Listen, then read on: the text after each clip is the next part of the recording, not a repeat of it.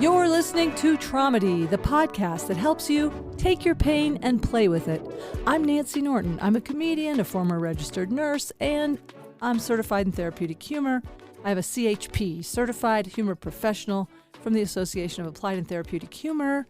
And I go around talking about the power of humor, why we need it. This podcast is for you.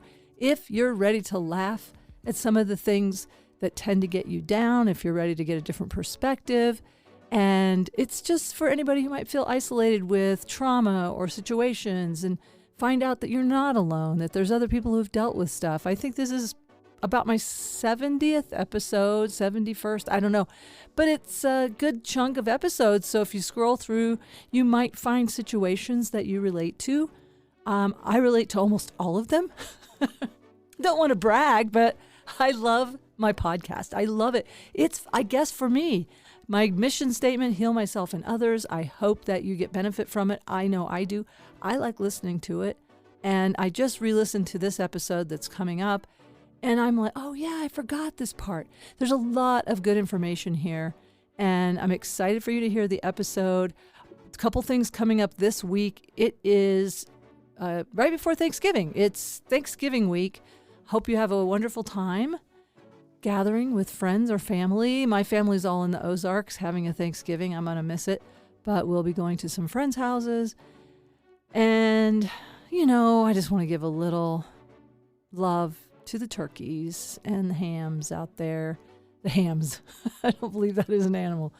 You know, the hams. The wild hams. You know, I have to laugh because I feel, honestly, this is my traumedy around animals. I feel so sad about animal suffering. It really, really bothers me. So anyway, that might be me just not wanting to face the reality of what the animals are going through. I personally prefer to eat a plant-based diet, but I am a hypocrite. Know that I cheat every now and then, and I'm not self-righteous about it. I just want the best for everybody, and I really do. I think that I feel healthier eating this way, and I feel less guilt, and I feel, I don't know, it works for me. So if you're inclined to skip eating animals, I just thank you for that. I thank you for that. And if you're compelled to eat animals, then I trust that's where you are and that's where you're supposed to be. I don't know. I'm trying not to judge. Hey, let's have a happy Thanksgiving. Good luck having a happy Thanksgiving. Torturing animals. Yeah, when I'm coping the best I can. All right. Have a show this week in the greater Denver area. North Glen, Colorado, just a little bit north of Denver, is a Parsons Theater Moms Unhinged show on Wednesday, Thanksgiving Eve. So this uploads on Tuesday, so there's a whole day of tens of people to listen to this and come out to the show. Let me know if you need help with a ticket. I can usually help get people tickets if they can't afford a ticket. Happy to help you. All right, because come on, laugh with us. Come laugh with us. You don't have to be a mom to get Moms Unhinged, I'll tell you. Pretty much everybody's got a mom, so I think you could laugh from that point of view. All right, let's get on with our episode. Have a great holiday.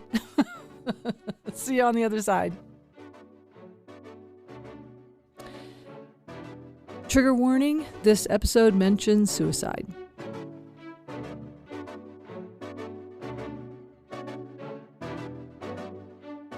All right, welcome to Traumedy. My guest this week is a podcast host, not just a host, a producer of the Renegade Health Boss. I can't wait. I can't wait to listen to episodes.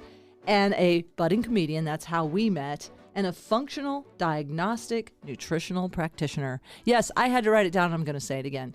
Functional diagnostic nutrition practitioner. It's a mouthful. Welcome, Heather Gray, everybody. Yeah, I have applause on here, but I always forget which button it is. Oh, I get scared. It's like, funny. Is it that one or is it that one? Then I'm going to hit the wah, wah, wah. So welcome. Thanks for coming. Thanks for having me. How long ago in person did we meet? Not that long ago. Just a couple weeks ago. Yeah.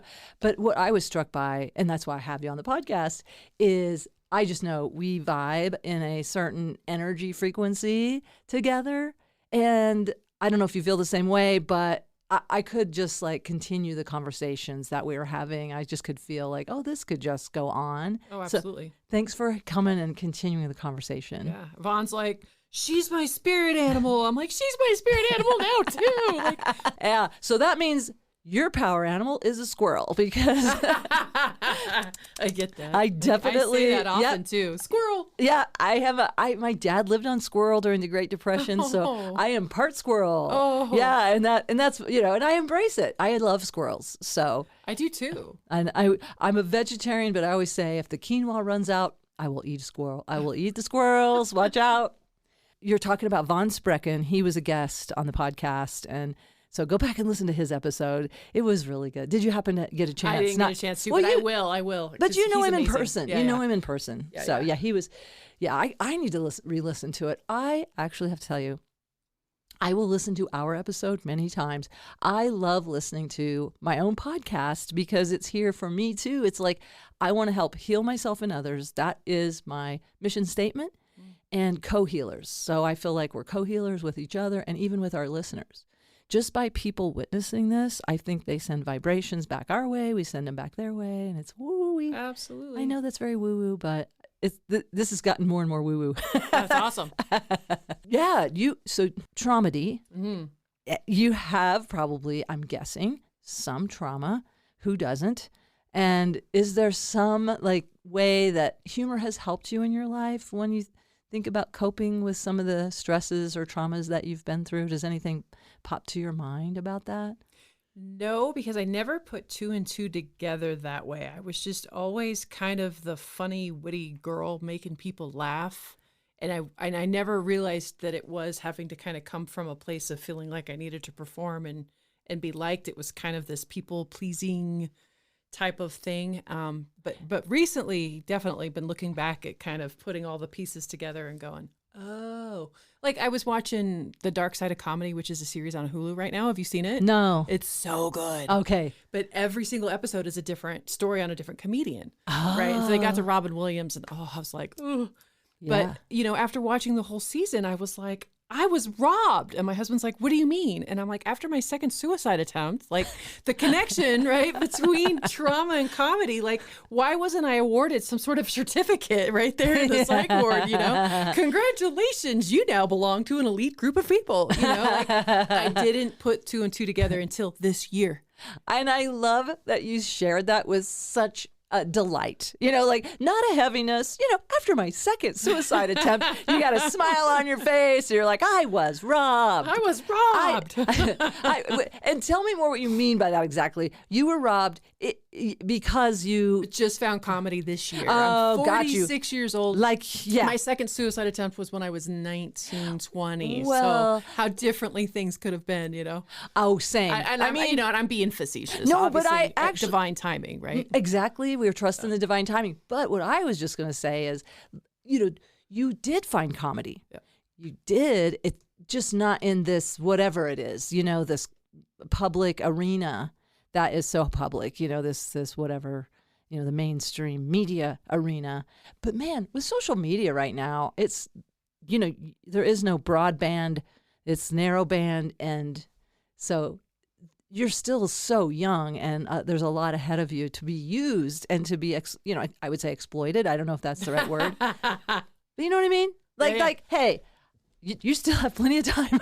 Well, and I actually just had to tell myself that earlier because I just found comedy in May. So I went through comedy class, graduated in May, had my first paid gig in June in front of 200 people. Like my path has not been a typical stand-up's path, which I'm very blessed because my life has been very heavy and very hard. And finally something kind of is coming easy, but at the same time, I have all this year, I felt this pressure that I had to break through and get now because women, as we get older, right, a lot of times we're not as valued. And so there's this thing in my head that I have to still get this done while I'm still kind of sort of young and still kind of pretty. But I had to stop. I was like, Heather, no, knock it off. Like I'm burning myself out is what I was doing. Right? Yeah. Trying to do all this. Just what you've shared with me and what I know about you and the little time I've known you is you are driven. And you're a guy, like you do the research, you do the steps, you're like, and I get what you're saying. Like I think as a new comic, brand new, this is really new. Here it is November. Yep. And that you got a paid gig in June in front of 200 people, which is incredible. And yet I understand, like we want to like hurry the process. And you know what they say, when I came up in this business anyway, business is in quotes, you can't go too slow in this business. So, and I'm proving it. I've been doing it 35 years. And I mean, it has been maybe a decade. There's been in and out of, I made my living. So actually, yeah, I mean, I did break through in the early 90s on national television, but then had a trauma with my mama that I just pulled way back and was like, okay, I got to just stay local for now for the protection of my family. And so I don't know. I was just saying earlier, statistics are for other people. I was about to tell you, go slow, but I went slow. Doesn't mean you have to go slow. Right. I want to go at the pace. I'm a normally fast-paced person. I want to continue to go at the pace that feels comfortable to me, but I was pushing myself a little too much, too fast. Yeah. And I'm starting to get a little on the crispy, bitchy, reactive side because of it. Because, I've got, I'm a podcast host, plus I'm a host. I have my own podcast. I'm a host for somebody else. Plus I have my practice. Plus I'm in comedy class. Plus, I've got gigs that I've been booked for. And so there's just, it's a lot. And there's this weird like pressure to perform and to expectation of myself. Because I do feel like the clock is ticking, right? I'm 46 years old. I'm still, paycheck to paycheck, still on welfare, food stamps, and there's a stigma that it's in my head. Nobody else is judging me. No, but it's there and it's real and it's kind of that whipping boy, keep producing. Yeah. You haven't made it yet. Don't slow down. Don't stop. Right. But that's the shit that breaks people if they continue to go on that rat race. Totally agree. I know people in recovery programs that hit their breaking point, people that are very good at coping up to the point they're not. And so I wanted to go back to something you said earlier, which I really want to zoom in on. You said, suddenly things became easy for me. Remember saying that just a minute ago? And I have found this to be true too. Like when I'm on my path, when I'm on the flow, when I'm honoring whatever higher power, the universe, whatever is my sense of my life purpose, I can't explain it even. Just all of a sudden, it's like doors open, people I meet, people that have of a similar frequency or that are also wanting to do the same things. And then there's sometimes this beautiful dovetailing of information where we, our producer of Moms Unhinged is a good example of that. She has a vision of elevating, I shouldn't tell her vision, but this is what she shared with me, elevating 50 comics. Like she wants to, she had this, I think it was a dream, and she does have a philosophy of raising all boats, which in comedy sometimes has not been the feeling. Because we're insecure kids, a lot of us, insecure, wounded, and this has been our special thing. And it's like, but I'm more special. I'm a more special funny. At least that's in my mind sometimes. I have to admit, as a kid in class, if there was a competing class clown, I had to destroy them. Oh, no. I had to let them know, this is all I have. Don't take it from me. Don't take it. I really think that's true. Like, this is how I got to feel safe, how I got to feel a sense of connection, worth, self-worth, and everything. I felt like nothing if I didn't have it. So, I mean, I didn't know that at the time. Right. I just knew the feeling in my stomach, like, no. Right. No, I'm funnier. So, I don't know. But things becoming easy. Yeah. Tell me where the flow is right now. Like when you said that. Right now, it feels like it's dried up a little bit. I've feeling a little lost again the last month. The gigs have kind of slowed down, but it's just that kind of time of year and people really aren't producing things, So, I mean, the last couple of months I was having 4 or 5 shows a month. Like this month I have 2. I think next month I have 2 or 3.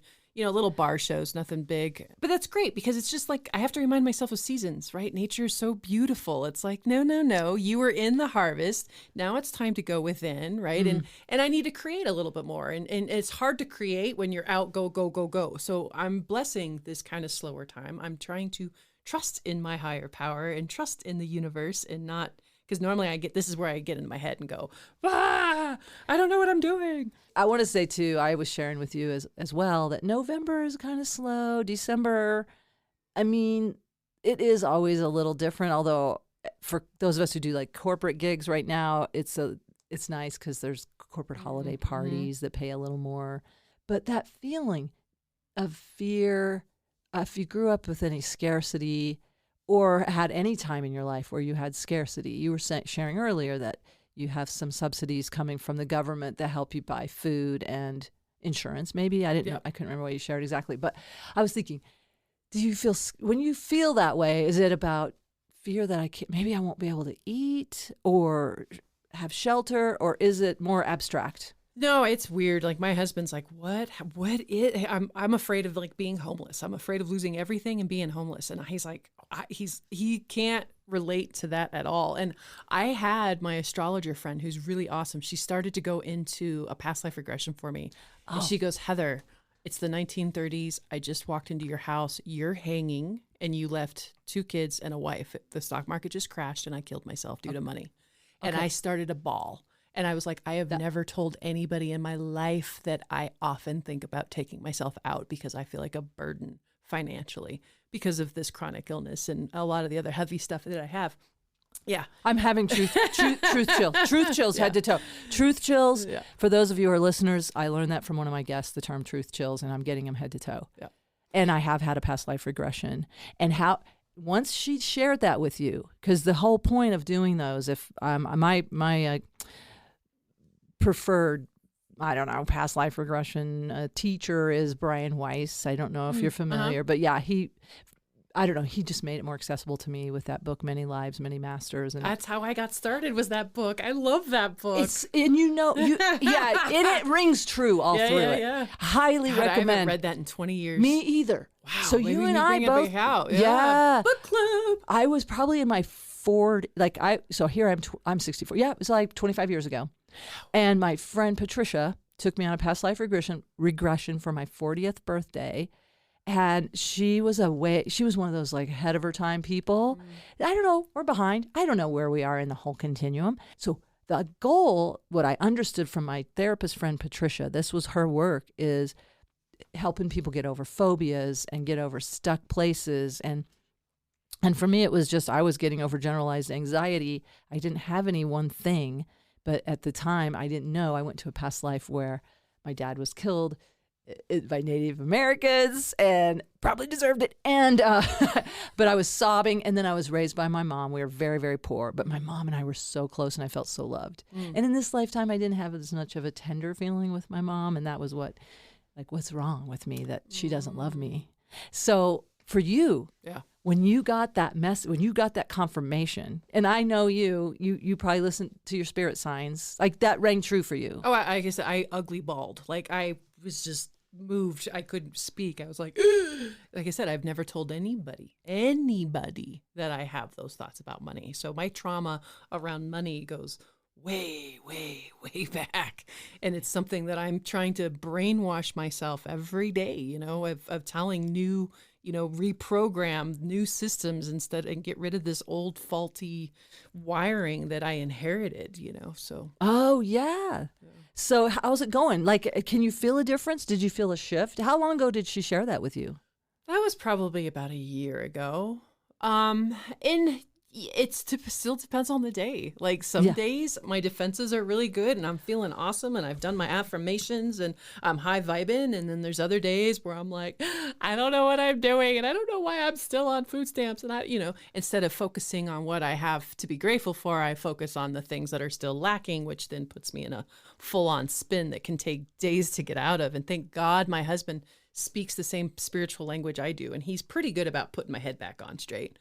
He'll let me spin for just a little bit, and then he's like, okay, Let's remind you right of some things. Right. That's beautiful. Yeah. Wow, what a wonderful partner you have. I I'm wanting to manifest partnership like that, And I'll have to say, my son, and he's 20, and yes, I'm probably a little codependent with my son.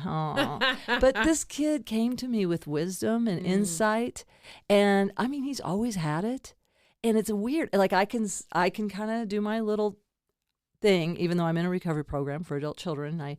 But he just has a grounding way of kind of reminding me of, or he does a joke. Does your husband ever joke with you to help you get back in the moment, or is that your job? It's been me. I've done it once. I've been able to remember to do it once when we were in the middle of something, and I said something funny, and we both started laughing, and it totally. So I'm learning to use it more as a superpower these days.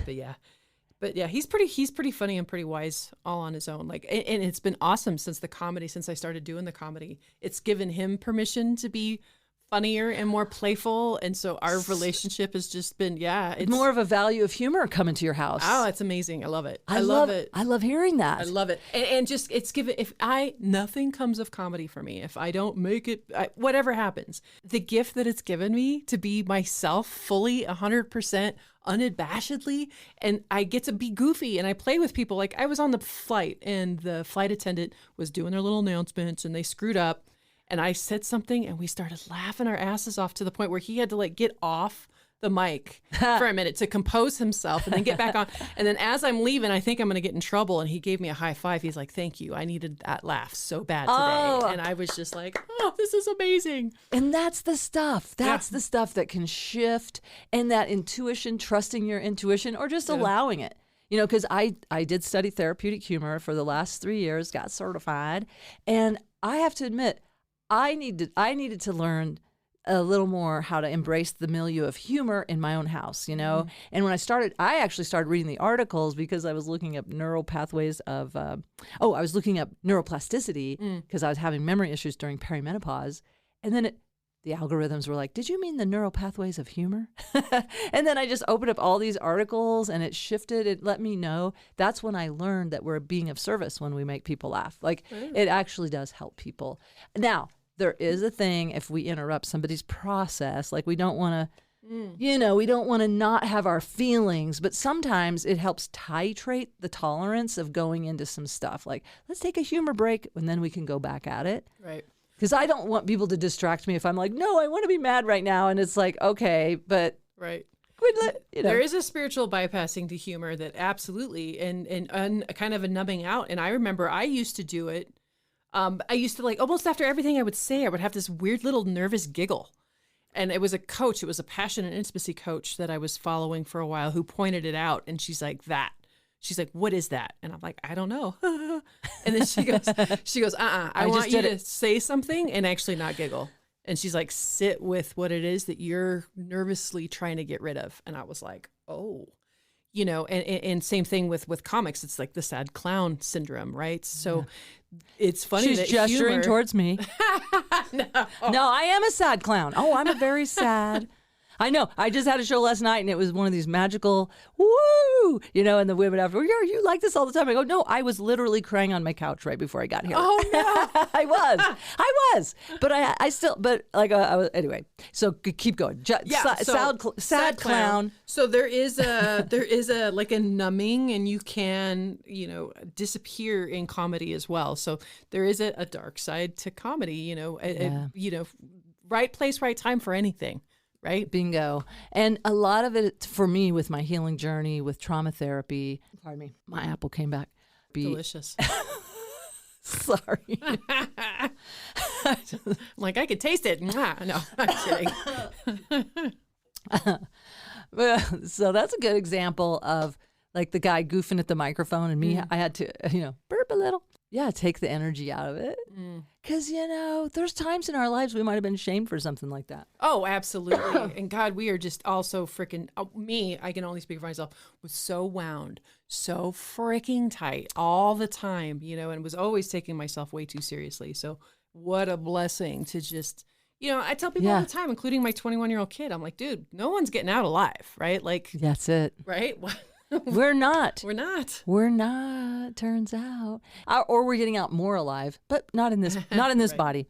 But I was just saying, trauma therapy, with my trauma therapy. I got to remember my ADHD before my apple kicked in. Where was I going with the trauma therapy thing? We're talking about the sad clown. Oh, integration. I just wanted to talk about integration because I feel like what I've witnessed, and I don't know, I've watched a little bit about Robin Williams. I haven't seen this, but there's a documentary I saw on the airplane not too long ago. And it did give me a lot of insight. And I think it's sad when we don't allow, like if you have to wear that hat all the time publicly, and that's a mixed blessing. Fame, I feel like, and I even see this on Instagram. I've been studying this. Like some of the people, like there's this Nurse Blake. So I do these shows called Nurses Off the Charts. And I'm like, man, Nurse Blake is huge, like 1 million followers. And he hits a certain note pretty much all the time. It's a little bit sarcastic. He's, pretty much making fun of, but it's like, wow, then do you get kind of committed to have to hit that same note all the time? Dance, monkey. I know. Yeah. And that's the kind of finessed thing I'm working on right now is like, how can the thing I will say about Traumedy, this is the first job I've had that feels like I bring my whole self to it. Mm-hmm. It's not just as, on stage, I have to bring the clown. I mean, obviously. And then as a nurse, I could bring the nurturer, but I kind of had to shut down the clown because I worried I was going to offend a patient. I mean, if they led with humor, I could kind of join them, but even then it was trepidatious.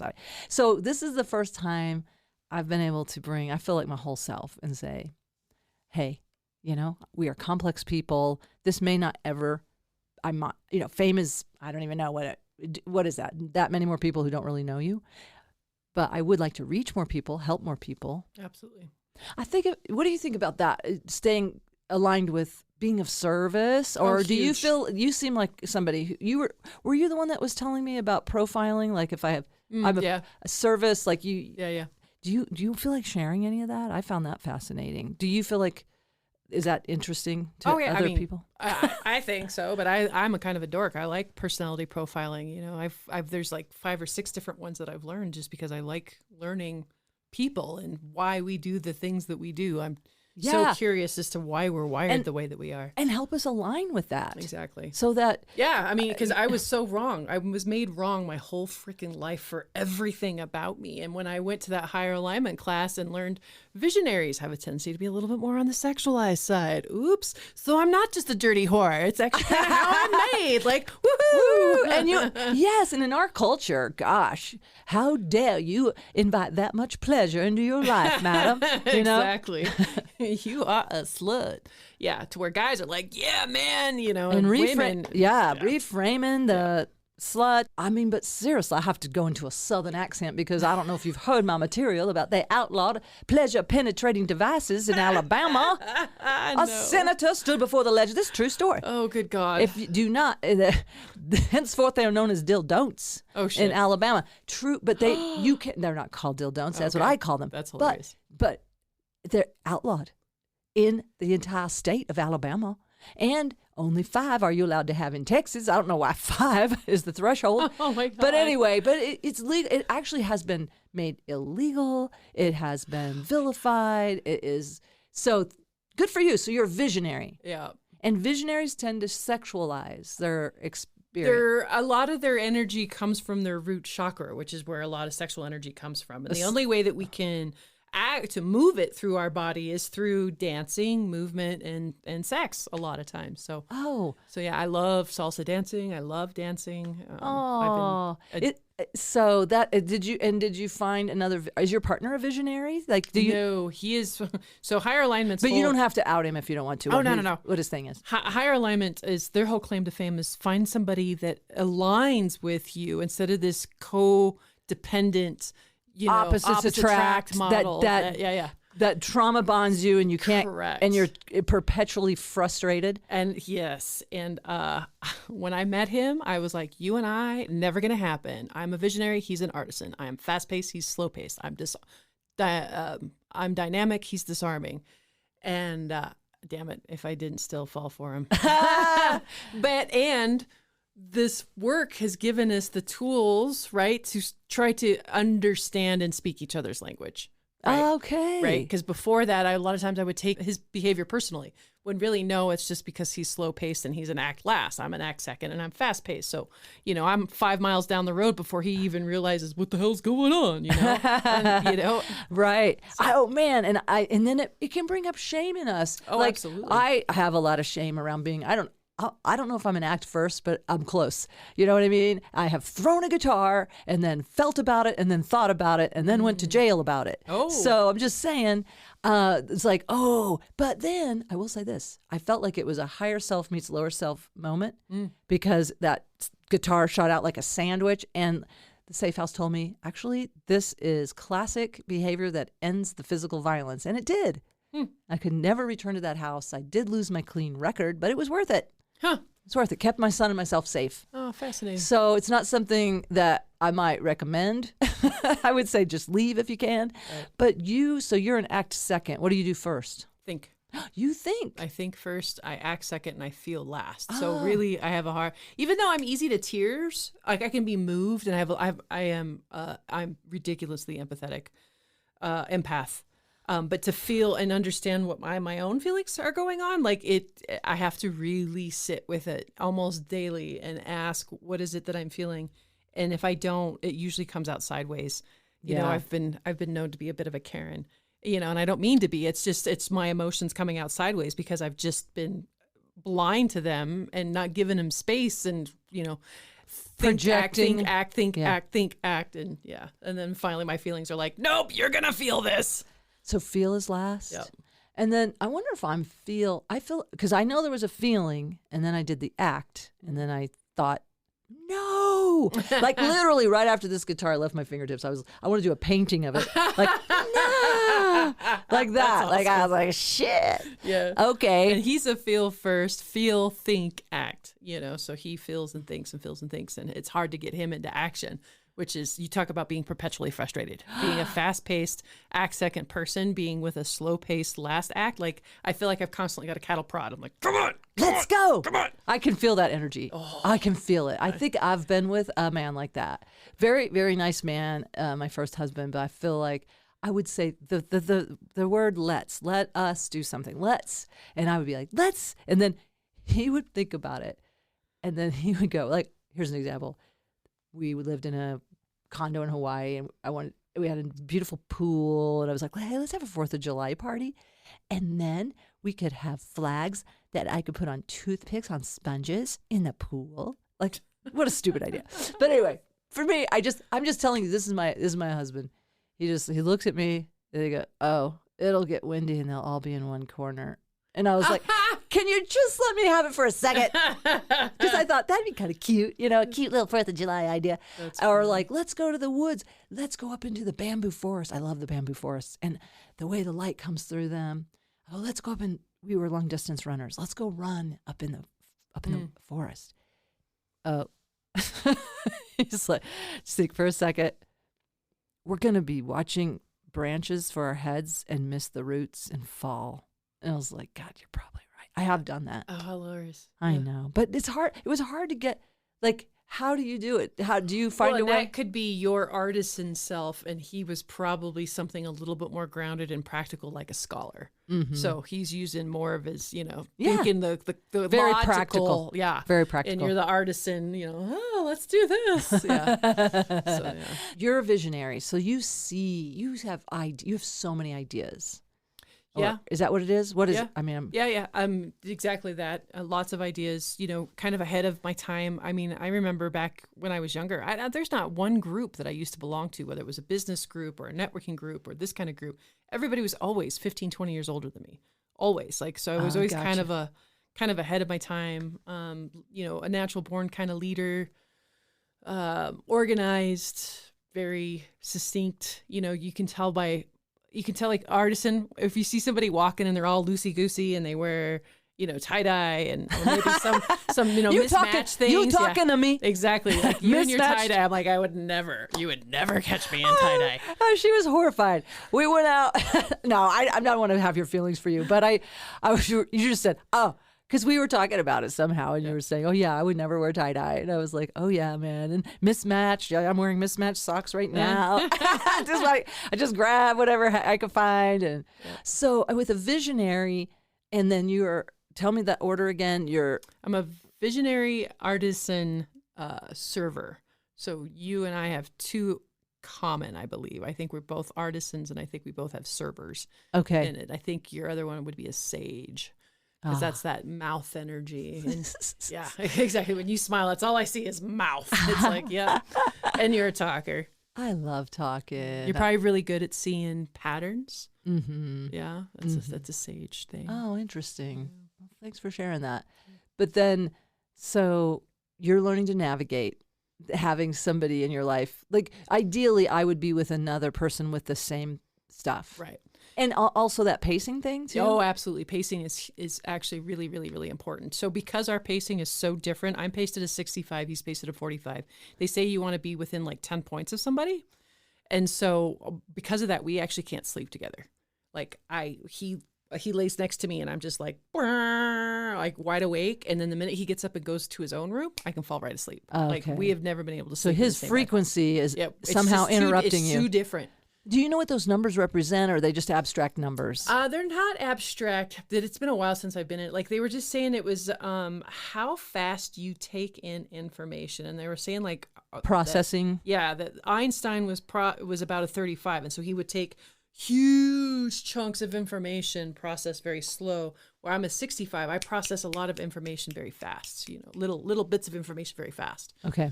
But it's a scale. But yeah, so we've never been able to we have separate rooms, and that's my fantasy, actually. I want to, if I do ever want to sleep with anybody ever again, like with you, because my dream time is so sacred to me. I don't like it being interrupted. One of my partners used to roll over and elbow me between the shoulder blades. Ow. And toenail clawing was another. I was just like, I'm right in the I can be kind of gassy, and so I always worry about that. I eat a plant-based high-fiber diet.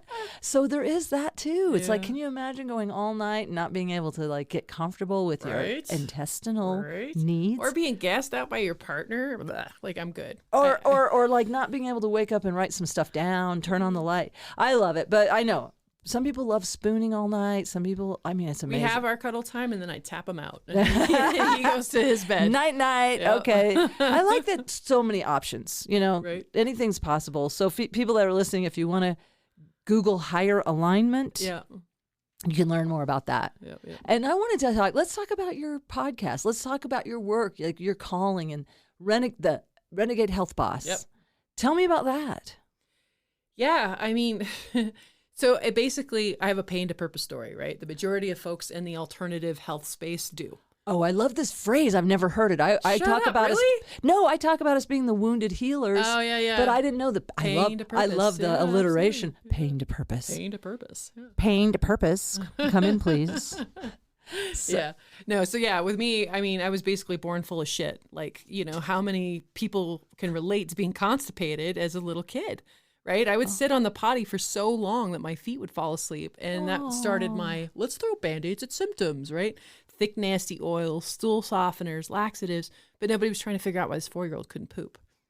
Hindsight's 2020. That's the same year my uncle committed suicide. Whoa. And my grandmother died of breast cancer, and I was being raised by alcoholic addicts. Oh, wow. So you couldn't relax. Oh, God, no. I mean, it's so important to be able to relax. I mean, most people get constipated when they have to travel. They get out of their own routine, or they're in an environment like, I'm in an airport bathroom and there should be loud music on. I just want to put that out there. I always thought there should be, I used to say this, like, I used to talk about the gender bathrooms. Like, I don't care. I just want, you know what I'd rather have as a numeric code on the door is like, is it number 1 or is it number 2? And if you're going number 2, go to the number 2 bathroom with all the other 2s. Oh, funny. Now, I know sometimes you can think it's a 1 and it's a surprise, but so just go to the 2. But there should be a negative airflow out of there and some boom, boom, boom, boom, boom, loud music. So we're not hearing the plop, plop, splash, splash. Plop, plop, splash. Yeah, because people get very intimidated. I know that also people in third world countries where there's not a private bathroom and they're worried like people are spying on them and they can't poo. But your example was you just were like, there's a lot of tension in the house.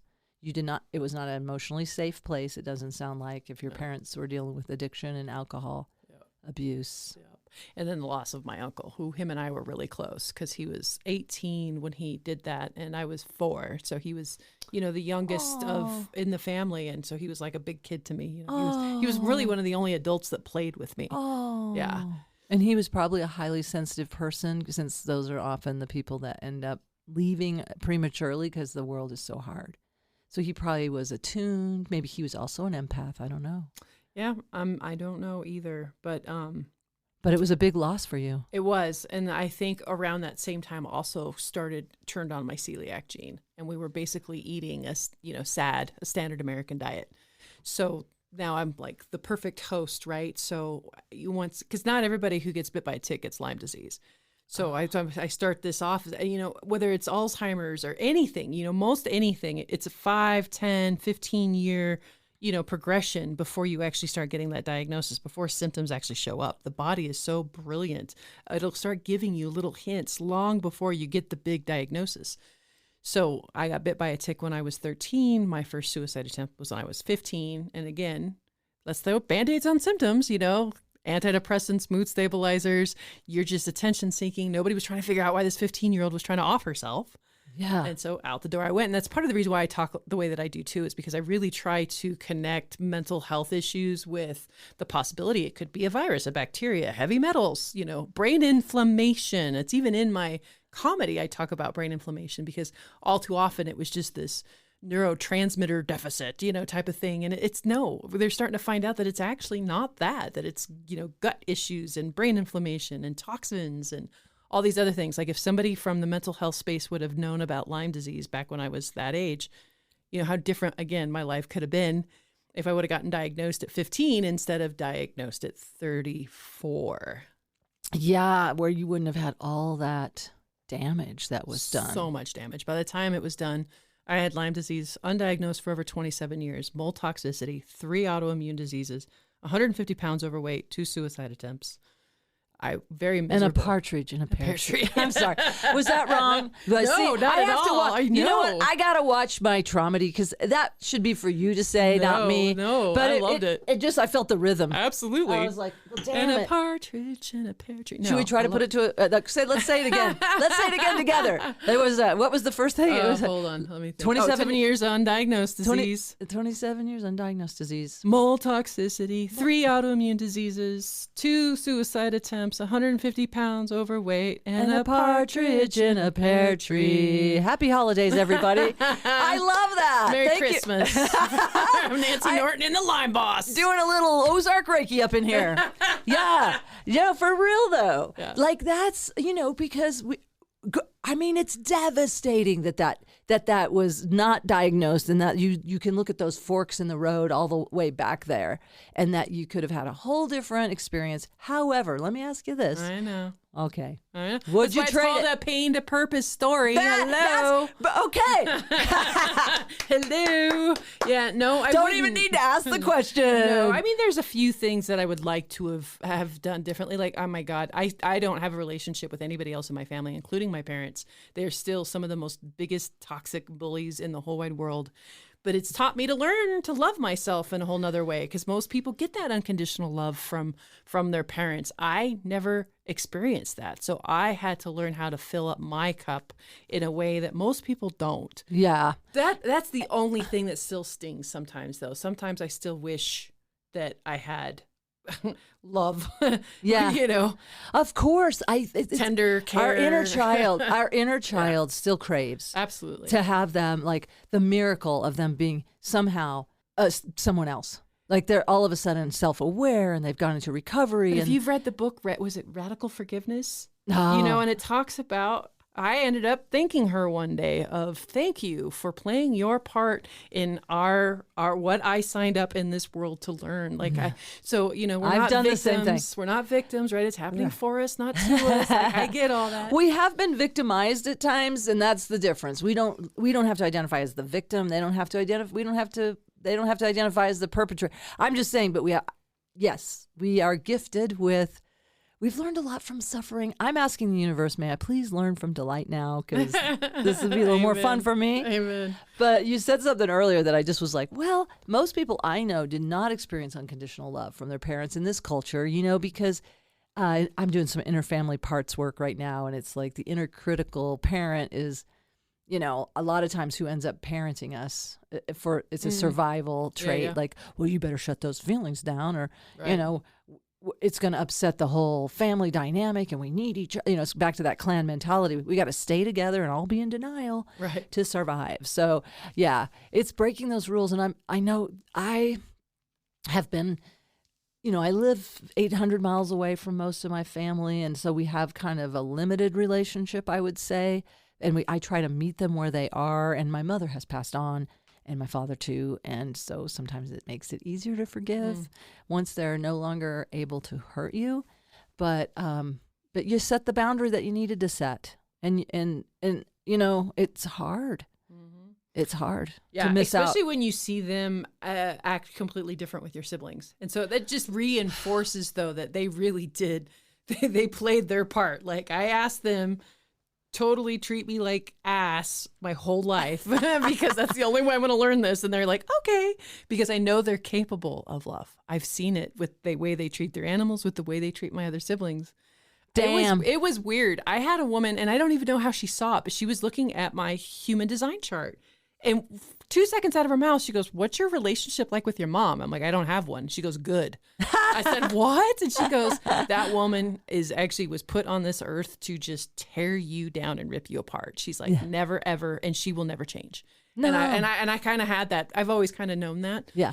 But it was such great confirmation because when I first told my mom to kick rocks, the guilt that I felt for like 8 or 9 months afterwards, right? Because what good daughter doesn't have a relationship with her mother? Like, you know what I mean? Like, I know what you mean. Guilt. Believe me, so much guilt. And having them tell me that, it was just like, finally gave me permission to just be okay. That's so good to get validation like that. Right? And, it's nothing you didn't know, but because we got brought up and we were, a lot of comedians are the scapegoats, the black sheep of the families. And then the golden child gets treated completely differently. And it's just, that's not fair. And I have a very strong sense of fairness, even though. Me too. Double Libra. Oh, double Libra. Double Libra. Wow. Aries double Libra. Okay. Combustible fireball.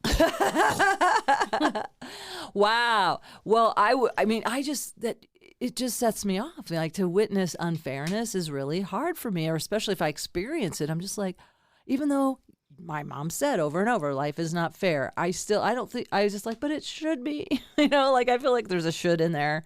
Oh man. We were at a concert one time and the guitarist like threw his pick into the crowd and these 2 drunk dudes fought for it, right? They're like now on the ground wrestling, fighting over this guitar pick. This random chick with these big old heavy boots on walked up to one of them and started kicking him in the head. And I was witnessing this and I was like, oh, hell no. So I jump in to go grab her off them. And the next thing I know, my ex-husband had a hold of me. And he's like, stay out of it. And the minute I let her go, she went back to kicking him in the head again. And I was like, oh, hell no. So I wiggled loose from my ex-husband. And, because that's like me. Like, I literally cannot witness injustice. Like, I will put myself in harm's way. And you are wired to go towards the danger. Absolutely. Because I saw a 60 Minutes special about this a while back. Some people are wired to be rescuers. Some people are wired that way through genetics. Like, you're the person that helped somebody survive or probably have many times. And I've gone into breakup fights, and I learned in nursing school, pull the thumbs. This woman had a hold of this other woman's hair, and I was like, grab the thumb. And when you grab the thumb, the rest of the hand lets go. And I was just like, let go of her hair. I was just doing a mantra, let go of her hair, let go of her hair. But I can't say that I really felt like I was going towards harm's way. I don't know. Like, if it was on my friend Stephanie McHugh and I were talking about this last night about men and women wired differently. If it was, say, an icy pond with a broken bead of ice on it, I'm like, no, let me think about this. Right. I don't know if I'm really going to put myself. But you are wired to go in there. And that's a hilarious story. I love that whole story about they're fighting over a little guitar pick. A piece of plastic. A famous pick, like a baseball. Like, you've seen the thing recently, I don't know if you saw it, in the World Series. These guys actually did, like, grab the baseball out of, like, the player caught it, but the guy in the stands were grabbing his glove and Good grief. pawing at him. It was just crazy. Wow. And there's that insanity, you know, this clamoring for the goodies in life, the things people do. Yeah. Okay. I wanted to circle back to the little 4-year-old. Mm. So there you are. And so this is coming back to your functional nutrition. Yeah, yeah. And you are treating the symptoms, or they are treating the symptoms rather than looking at why would this start at 4 and then all this other stuff, the celiac and the Lyme disease. And so can you share a little about your healing journey and maybe how nutrition has helped you? Absolutely. So, I went the traditional route at first because I didn't know any better. And sadly, Western med's got its place. I am not bashing Western med. Like, there is nothing better if you get banged up, put you back together, Bionica, better, But when it comes to chronic illness and prevention, we kind of know that we missed the mark there. Like, I will testify with my So let me just start with that disclaimer. I am not bashing Western med. But so I started there, and they hit me with high-dose heavy antibiotics, anti-malarial drugs, and herbals. And they didn't, not once did they ask me if I was pooping, which I wasn't. So I was still constipated, right? You can't, they didn't ask me about my stress level, if I was sleeping at night, what my diet was like. How old are you at this point? 34. Okay, this is at 34 now. Yep. And you've been dealing with discomfort. Oh God, yeah. Severe discomfort. Constipation is miserable. No, I would get and then with the undiagnosed celiac too. So I was eating just, like I said, a regular standard American diet. You're eating poison. And my gut would bloat. I would feel like Violet off of Willy Wonka in the Chocolate Factory. Like, I always waited for Oompa Loompas to jump out, and roll me away. But I mean, there were times where I would be with a client doing whatever kind of work I was doing at the time. This one time I was working at a eye doctor place, and I'm helping a client pick out eyeglasses. And I felt like somebody was stabbing me and then twisting the gut. The pain was just so ridiculous. Gut pain is so... And then I lived with Gas X, like in my purse, in the car. Simethicone. Always had it on me. I gotcha. Because it was the only thing that kind of helped, relieve some of that bloating and that pain. But so here he's going to war with a body that hadn't worked properly in over 30 years, right? Like, I thought I was going to die. The Herxheimer response that it caused, because when you kill off Herxheimer, or Herx is what they call it, it's a healing crisis. It's when you kill off too many bugs and your detox pathways aren't open up. So it makes you really, really toxic. It makes you really, really sick. Like, I had 2 suicide attempts. I didn't actually really want to die. I just didn't want to live like that anymore. Right. Going through that situation, I thought I was going to die. It scared the crap out of me. Because you're in so much pain? It was horrible. And so I did that for a couple of months, and then I listened to a podcast, and I heard the founder of FDN, Reed Davis, and he was on. What does FDN stand for? Functional Diagnostic Nutrition. Thank you. So he was with Sean Croxton at the time, who had a podcast out called Underground Wellness, and he was talking about, I was a silly hairstylist, 15 years of hairstylist. I didn't have a medical background, although my grandmother was a nurse, my mother was a nurse. So it's in their DNA. It is in my DNA. So I'm listening to this podcast, and he's talking about how you got to make sure your detox pathways are open, and you got to heal the gut, and you got to make sure your hormones are balanced. And like, intuitively, I was like, that's it. This is it. Like, this is my path. And part of going through the program is you actually have to run a few functional labs on yourself. So you have to be a guinea pig. And I thought, great. And I was ready to get out of being a hairstylist anyway. Like, it was never my passion. It was something I was good at, but it was never something that lit me up. So I was like, okay, cool. Let's kill 2 birds with 1 stone. I can get out of hair. I can go into a new direction with work and hopefully heal myself. And so that was kind of the start of that healing journey. Of course, there were many, many layers to peel back. The last one being nervous system work and trauma work, right? Because we know that you can't heal when you're stuck in sympathetic fight or flight. Yes. You can only heal when you're in parasympathetic rest and digest. And that's right. That kind of, I didn't even remember that I had that kind of trauma because it was just so buried. Yeah. And then one day I woke up and I thought about my uncle who committed suicide, and then the light bulbs went on, and I was like, oh my God, how could I not have trauma, right? And it just started popping. And so I started doing somatic experiencing work and breath work and psychedelic plant medicine work and tapping and all kinds of other things just to really break. You did it all. Yeah. And that's the way you go, right? Yeah. You're like, soon as I know what to do, I do it. You don't hesitate, it sounds like. Wow, that's impressive. I'm very slow, about that. Like, I get scared or something, and I'm as I say, I'm doing this 35 years, and I'm like, yeah, I think I'm a comedian. You know what I mean? Anyway, it's wild. So you're just like clear. You got clarity. And then you're just like, let's do all the things. Let's do the tapping. Let's do this. Let's incorporate. Why not? Right. Take advantage of all those alternative. And so how's it going? It's going great. I lost 100 pounds. I've reversed 2 out of the 3 of the autoimmune diseases. Lyme is in remission. I had a recent bout with mold again lately because I found it in my home. And so that was a whole little mess to clean up. But I almost lost my mind. So it was great in the fact that I got to see some patterns. So where now I know that I'm being exposed to mold, so it doesn't ever have to get that far again. Okay. So what do you mean? Like, now that I know, how do you keep it from getting that far? So with me, I was a little bit in denial because I kind of figured it was somewhere in my house, and that's a really heavy can of worms to open up. That's what I had a friend that went through, and it was like, plus like 50 grand or something to demold your whole house the way you're supposed to, I guess. Mine was in a window AC unit, so I got really, really lucky. All I had to do was take out the AC unit and then start cleaning up myself. Oh. But it showed me. So there was this one week in particular, I kept starting fights with my husband. Knockdown, drag out fights.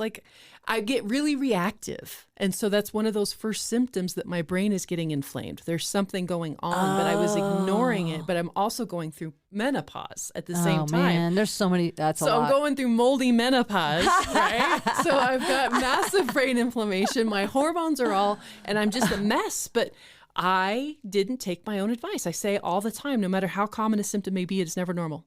It is always your body's check engine light coming on saying there's something going on in here. Yes. And I put my blinders on and I just kept going. And so it was a beautiful wake up call of Heather.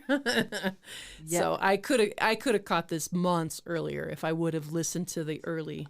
Got it. Yeah. So now it's like, okay, here, I know when I'm acting like this. And when I was back in the day when I was pre-menopausal, I could see the cycle. I could remember 3 days before I had my period, all of a sudden I'm like, life's too hard, I'm overwhelmed, and then I started seeing the pattern of that. Okay, so I went on St. John's wort or whatever. Yeah, so I was just relating to that. So I love hearing, and you look great. Oh, thanks. I just loved your energy. You walked in the door and I was like, yay. You kind of got a Punky Brewster vibe going. I got the pigtails. I just felt like, all right, showing up with that kind of a youthful spring in your step and a energy. So just want to validate that. Oh, thank you. And I'm glad for you, and that you're, pursuing all the opportunities and not afraid. Because see, that mold thing, maybe I shouldn't have said that. It doesn't necessarily cost $50,000. I just know whoever had to redo her house, it was a huge deal. Yeah. So it's like, God, I don't want to discourage people from looking around and seeing where your source of mold is if you're having symptoms of sorts. They've got to, though. There's a famous mold doctor. Her name's Dr. Kim Bruno. She works for Vibrant Labs, and she has the best analogy. And she's like, you cannot heal from mold if you're still living in it. It's like trying to brush your teeth and eat Oreos at the same time. Oh, that's a really okay. Right? Yeah. So you can't put your head in the sand, and not everybody's journey. Like I said, I got lucky. All I had to do was take that damn... the other thing that it taught us is my husband, God love him, sometimes he can be lazy. And my intuition months before said, I think there's something off with these. And he was like, no. And kind of dismissed me because he was being lazy and he didn't want to look into it. And then after he saw me completely lose my shit, he felt horrible. And he was like, I will never not listen to your intuition again, because the minute he pulled it out of the window, water fell everywhere, and they're not supposed to be full of water. Right? So it wasn't draining right. Correct. And then probably had the the fins that are in there can just get full of black mold. So the minute I turned it on and it hit me straight and I could smell it, and all the alarm bells went off in my head, and I yelled at him. I'm like, take this thing out of the window now, crack it open.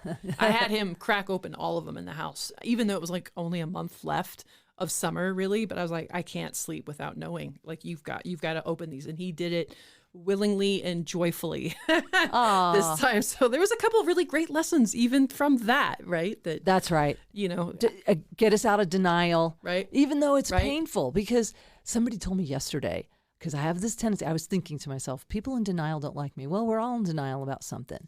So I was like, okay, so nobody likes you. Same. I like you, though. Yeah. Game recognizes game. Well, it's just that here's what she shared, which I thought, and I'm paraphrasing. I don't know if you're familiar with Melody Beatty, Codependent No More, but she wrote a lovely book called The Language of Letting Go.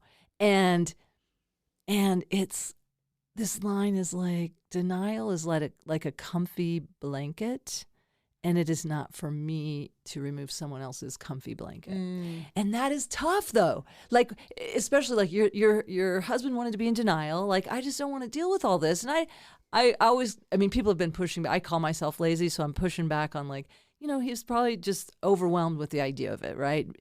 We can call it lazy, but also kind of. He admitted it. It was lazy. All right. He admitted he didn't want to go through the work to do it. Right. And yeah, I get that. Yep. And so anyway, just saying, but when there's two people involved, like, it's painful for me to be around somebody who's in denial. Like, when your comfy blanket is taking the warmth, you're taking, like, people that you've slept with that take the blankie, and it's like, I don't know. I go back and forth about that one. Like, well, then we're both not going to have a blanket, okay? So, I mean, that's why my ex-husband is my ex-husband, is because he was so hell-bent on drinking Pepsi, drinking alcohol, smoking cigarettes. And as I went on this healthy path, right, I could no longer be married to a person who's just so deep in denial. And not even just denial. I just think self-destructive. Yeah, so self-destructive. That's hard to witness. Yeah, I was like, I can't do this. Yeah. I can't do it. And you were probably, and not, I'm going to say, here's what I'm going to say, not you were probably, if it was me, and it has been, acting out a little bit, angry. Like, I have been coupled with people with addiction issues, and I take it personally that they don't get well for me. Oh. And so it's like, I get very reactive with that. Like, come on, right? Get on the wellness truck. Even though my sickness is codependency, so there you go. It's humbling. Gotta keep laughing. Absolutely. Wow, the sun has gone down. I know, it's gotten dark in We're here. sitting in the dark. I like it. We're sitting in the dark. I'm glad I turned those on. I know, right? I was thinking, well, I'll get up and turn the light on, but it's kind of, I always think I look better in the dark anyway. So it's mood lighting. You can see my light. It's nice and soft. You can see my crown chakra. What wrinkles? Yeah, right? I'm a big fan of lighting for whatever. I don't know. I have not had a lover in a while, but I'll say this, if I ever do again, it will be with this kind of lighting. Oh, candles only, baby. That soft flicker, that warm glow. Everybody looks so sexy. Yeah. And beautiful. Yep. Well, what is there anything, you have a burning desire to share anything before we have closure? Anything else you want to share or point to or guide people towards, like your podcast? We want them to listen. I mean, there's so many episodes. How many episodes do you have already? 135. Wow. Oh, good. And so you can scroll through and find topics that might relate to you. I'm going to do everything from, I had Neil Donald Walsh, who's the author of Conversations with God. Oh, I had him on. I can't wait to hear that one. McTaggart. She's the author of The Power of Eight. Huge. So I've had big spiritual leaders on and functional medicine people on. And anything that has to deal with healing, whether it's, sexual, physical, money, like I try to get some of the biggest experts in the field, because that's how my life changed, was through a podcast. And so you're paying it forward. I am. And you're a resource. I'm just sitting here mouth agape going, this is wonderful, because I always like to put a few little links in the show notes. Mm-hmm. Like I'll probably put something about higher alignment or whatever we talk about. But this is, now I'll have to just put a link to your podcast, and it's like, bing, bing, bing, bing, bing, whatever you need. Yep. Go out there, listen to Renegade Health Boss. And I will be seeing you on another Moms Unhinged show. I don't even know if we brought that up, but we're both. I know. I hope we get scheduled for one together. I'd love to. At some point we will. Yeah, I trust it. I have to. I just or at another. First I was like, I'm not, but I'm trusting divine timing, and everything will happen when it's supposed to, and I'm not gonna push it. Yeah, that's right. And know that it'll just keep happening. With comedy, at least in my experience, this is like just keep getting up there, doing the stage time and seeing what wants to happen and trusting it. Right. Hey, thank you, Heather Gray. Thank you. All right. This has been Traumedy with Nancy Norton and Heather Gray. Peace and love, everybody. I want to thank my guest, Heather Gray. I will put a link in the show notes. Listen to her podcast, Renegade Health Boss. I also put a link to Heather's website, the Lyme Boss, LYMEBOSS, for Lyme disease and other resources. And I really enjoyed that episode. And also, I'll put a link about higher alignment. And let me know if you have any questions. I want to thank my son, Nathaniel Norton, for bringing the Buddha light into my house, the love light, and also for putting this loop of music together and just being who he is. I want to thank you, the listener, for being a co-healer on this journey. It means a lot to me, and I'm sending out high-frequency healing vibrations to you, and if you're inclined to send them back my way, much appreciated. Thank you so much, and have a wonderful holiday. Peace and love. And remember, no matter what, keep laughing. Tune in again next Tuesday, Traumedy Tuesday with Jose McCall, hilarious comedian. It's Traumedy Tuesdays.